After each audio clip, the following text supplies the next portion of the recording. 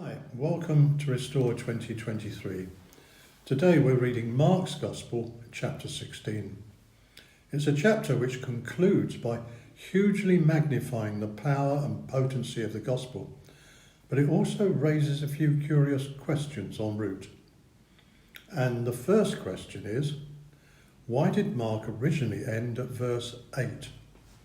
Throughout his Gospel, he has emphasized the divine origin and identity of Jesus. Even his opening words extolled Jesus as Christ, the Son of God.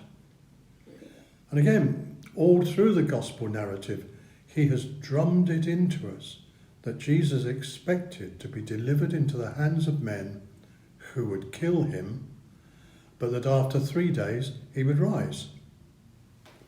Yet now, in chapter 16, Mark tells us that after the Sabbath was past, some brave women took spices to the tomb to anoint Jesus' body.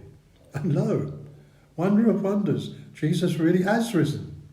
He's no longer there. But instead of overflowing in marvel and ecstatic praise, Mark tells us the women fled from the tomb and said nothing to anyone. And then he put down his pen and stopped writing, leaving us confused and dejected. And if you want to know why, well, your guess is as good as mine. But later on, someone added verses 9 to 20, and this raises more questions because these verses don't appear in the oldest texts, and some of the early church fathers don't seem to know of them, although later ones do. So, who added them? Can they be trusted?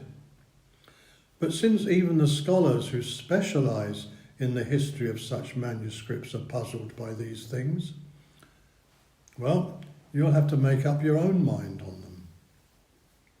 But anyway, here are my thoughts.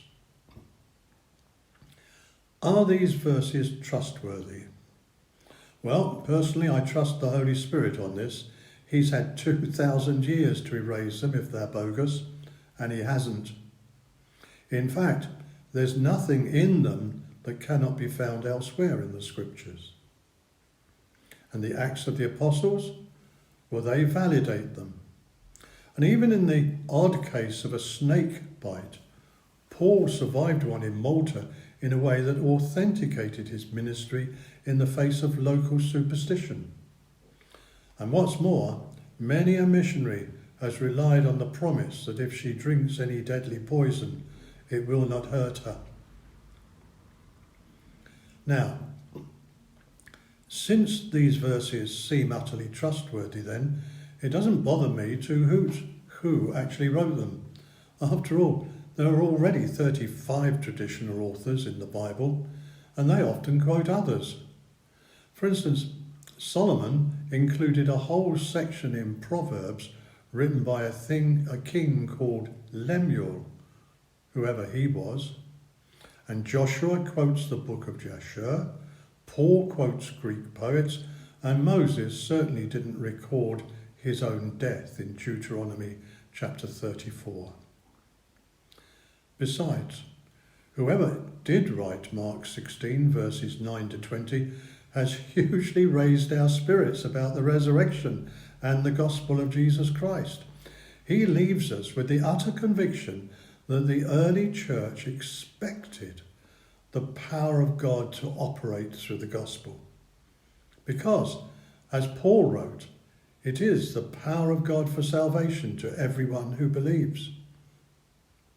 And we're also left with the overwhelming confidence that if we openly announce the gospel, instead of keeping quiet about it like the women did in verse 8, we have the promise that our risen Lord will back us up with wonderful signs confirming it.